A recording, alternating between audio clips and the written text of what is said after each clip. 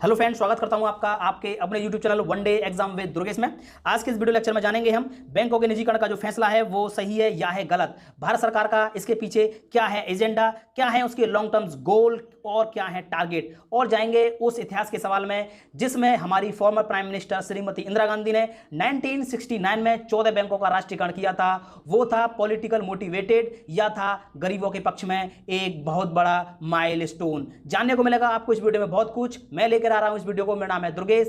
यदि आप आए हैं इस चैनल पर पहली बार तो मेरे चैनल को कीजिए सब्सक्राइब, प्रेस कीजिए बेल आइकन को, जिससे कि आपको मेरी वीडियो की नोटिफिकेशन मिलती रहे। चलते हैं वीडियो की तरफ बिना किसी देरी के। इन 3 मुद्दों पर बेस्ड होगा।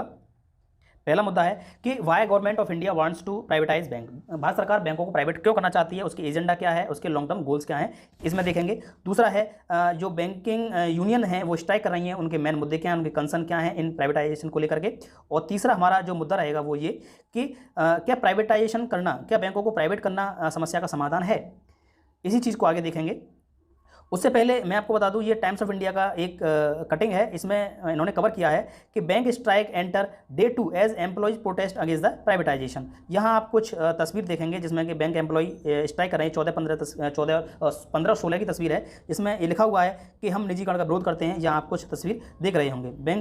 बैंकिंग यूनियन है उनकी स्ट्राइकिंग जो हो रही है, उनके मेन मुद्दे क्या हैं वो हम यहाँ देख लेते हैं। यहाँ all India bank employee association के जो जनरल सेक्रेटरी हैं CH वेंकटाचलम, उनका कहना है कि they have joined the bank after very tough competition. उन्होंने जो आज का जो टफ इन्वायरमेंट है, इसमें बैंक की जॉब लेना बहुत ज़्यादा कह सकते हैं टफ है, बहुत ज़्यादा मुश्किल भरा है और वे जॉब सिक्योरिटी डिजर्व करते हैं। यदि बैंकें प्राइवेट हो जाएंगी तो कहीं ना कहीं उनकी जॉब पर इस चीज़ का प्रभाव पड़ेगा। और उन्होंने ये भी कहा है कि यदि ऑलमोस्ट बैंकें प्रॉफिट में हैं तो क्या ज़रूरत है बैंकों को प्राइवेट करने की। आगे बढ़ते हैं। All India bank employee association की, तो ये सबसे पुराना और सबसे बड़ा ट्रेड यूनियन है बैंक की तरफ से, बैंक एम्प्लॉय की तरफ से, और इसकी स्थापना हुई थी 1946 में। आगे बढ़ते हैं। इनका पहला कंसर्न है रिजर्वेशन पॉलिसी को लेकर के। आपको पता होगा कि जितनी प्राइवेट संस्थाएं हैं उनमें जो भारत सरकार का जो रिजर्वेशन पॉलिसी है उनमें अप्लाई नहीं होता है। अगर बैंकें प्राइवेट हो जाएंगी तो उनके जो एम्प्लॉय होंगे कहीं ना कहीं उनकी जो जॉब प्रोफाइल है उस पर कहीं ना कहीं उसका प्रभाव जरूर देखने को मिलेगा। दूसरा है प्राइवेटाइजेशन को लेकर के। प्राइवेटाइजेशन को लेकर के क्या है कि यदि बैंकें प्राइवेट हो जाएंगी तो जो रिच कॉर्पोरेट हाउसेज हैं वही इसका फायदा उठाएंगे। जैसा कि हमको पहले पता है कि 1969 में बैंकों का राष्ट्रीयकरण सिर्फ इसीलिए किया गया था कि जो बैंकिंग फैसिलिटीज़ है वो ये पूरे अंतिम व्यक्ति को मिले, उसकी सुविधाएं अंतिम व्यक्ति तक जाएं, फाइनेंशियल इंक्लूजन हो।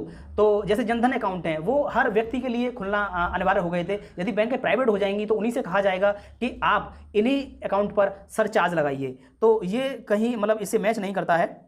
आगे जो तीसरा इनका तीसरा जो मेन कारण है बैंकिंग स्ट्राइक का वो ये है इनके हाई रिस्क को लेकर के कि जो भी प्राइवेट बैंकें हैं उनमें पिछले कुछ समय में देखा गया है कि लोगों का जो पैसा है वो कहीं ना कहीं कोलैप्स कर गया है, उनकी सेविंग कहीं ना कहीं कोलैप्स कर गई है। यहाँ एक रघुराम राजन का एक स्टेटमेंट है कि selling PSU banks to corporate is a colossal mistake. ये एक बहुत बड़ी मिस्टेक है। आगे बढ़ते हैं, देखते हैं ये आखिरकार प्रपोजल आया क्यों। ये प्रपोजल भारत सरकार की तरफ से आया क्यों। The union budget has announced the privatisation of 2 public sector bank and 1 general insurance company in the upcoming physical year. इन्होंने यूनियन बजट में ही अनाउंस कर दिया था कि हम लोग आने वाले समय में, आने वाले फिजिकल ईयर में 2 बैंकों को और 1 जनरल इंश्योरेंस कंपनी को प्राइवेट करने जा रहे हैं। दूसरा इनकी जो स्ट्रेटेजी है वो ये है कि बैंकों जो PSB हैं इनको 2 तरीके से इनको सेल आउट किया जाएगा। पहला डिसइन्वेस्टमेंट और दूसरा स्ट्रेटेजिक सेल। स्ट्रेटेजिक सेल और डिसइन्वेस्टमेंट में थोड़ा सा अंतर है, वो यहाँ समझ लेते हैं। यदि एक किसी कंपनी का मालिक है और उसके पास उसके 100% स्टेक होल्डर हैं, 100% स्टेक होल्डर है वो, और यदि वो कोई निर्णय लेता है तो उसका निर्णय ही सर्वोपरि होगा, पहली बात। दूसरा, यदि ये अपने बैंक से कुछ शेयर बेच देता है 10% 20%, लेकिन इसके पास में मेजर शेयर इसके पास रहते हैं, यानी कि मोर देन 50% इसी के पास रहेंगे, तो ये इसका मालिक कहलाएगा। लेकिन यदि इसी के शेयर को 50% से ज़्यादा हम बेच देते हैं तो ये स्ट्रेटेजिक सेल हो जाता है। तो भारत सरकार इसी को करने जा रही है। इस वजह से जो यूनियन है वो इस बात को लेकर के कंसर्न है कि कहीं ना कहीं जो ओनरशिप है वो भारत सरकार से हट करके और प्राइवेट हाथों में इस प्रपोजल को लाने में मेन वजह ये भी रही है कि पिछले कुछ सालों से government of India capital inject करती रही है इन पब्लिक सेक्टर बैंक में, और अपेक्षा करती रही है कि उसमें कुछ गवर्नमेंट रिफॉर्म्स होंगे, लेकिन वो जो इम्प्रूवमेंट हैं वो फाइनेंशियल ईयर में जो फाइनेंशियल सेक्टर में नहीं हुए हैं, कुछ ये भी वजह रही है इस प्रपोजल को लाने में। आगे बढ़ते हैं और ये भी जान लेते हैं, which bank will be privatised, कौन कौन सी बैंक प्राइवेट हो सकती हैं, ये कयास लगाए जा रहे हैं। हालांकि ये खुलकर सामने नहीं आया है, फिर भी जो एक्सपर्ट हैं वो मानते हैं कि किस बैंक पर सरकार की नज़र है। The two banks that will now be privatized will selected through a process which NITI Aayog will make a recommendation। एक प्रोसेस होगा इसके थ्रू, इन बैंकों का एक प्रोसेस होगा जिसके थ्रू ये नीति आयोग डिसाइड करेगा किस बैंक को प्राइवेट किया जाएगा। जो मेजर नाम निकल के आ रहे हैं वो ये हैं bank of India, 3 other public sector bank short listed for privatisation. इनमें है एक बैंक बैंक ऑफ महाराष्ट्र, दूसरी है बैंक ऑफ इंडिया, और तीसरी है इंडियन ओवरसीज़, और चौथी बैंक है सेंट्रल बैंक ऑफ इंडिया। ये कुछ नाम हैं। NITI Aayog has kept 6 PSB that were the part of last round of the consolidation and SBI out of the privatisation plan. SBI इनके प्राइवेटाइजेशन के प्लान में नहीं है। अदर 5 PSB वर PNB। ये कुछ बैंकें हैं जिनका अभी कोई प्लान नहीं है प्राइवेट करने का, उनमें PNB, union bank, Canara bank और Indian bank and bank of Baroda. आगे बढ़ते हैं, अब आते हैं अपने मेन क्वेश्चन पर। हमारा मेन क्वेश्चन ये था कि क्या प्राइवेटाइजेशन सॉल्यूशन है। अगर प्राइवेटाइजेशन सॉल्यूशन है तो क्यों ना हम जितनी भी संस्थाएं हम सबको प्राइवेट कर दिया जाए। जानते हैं इसके बारे में भी, और जानेंगे एक क्वेश्चन ये भी कि प्राइवेट बैंक अच्छा कर पा रही हैं PSB से, ये भी जानेंगे इसी आर्टिकल में। In the last couple of year some question have arisen over the performance of private banks specially on the governance issue. Last के कुछ सालों से देखा गया है कि प्राइवेट बैंक पर भी क्वेश्चन उठने लगे हैं उनकी परफॉर्मेंस को लेकर के और गवर्नेंस इशू को लेकर के। जैसे अगर प्राइवेट बैंक इतनी ही अच्छे से काम करती हैं तो हमारे पास कुछ एग्जांपल हैं, उनके थ्रू समझते हैं। लक्ष्मी विलास बैंक अगर इतना ही अच्छा काम करती है तो उसका DBS बैंक ऑफ सिंगापुर में क्यों मर्जर कर दिया जाता है।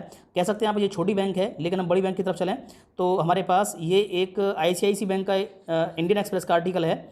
ICICI bank MD and CEO Chanda Kochhar was sacked for illegally expending the dubious loan.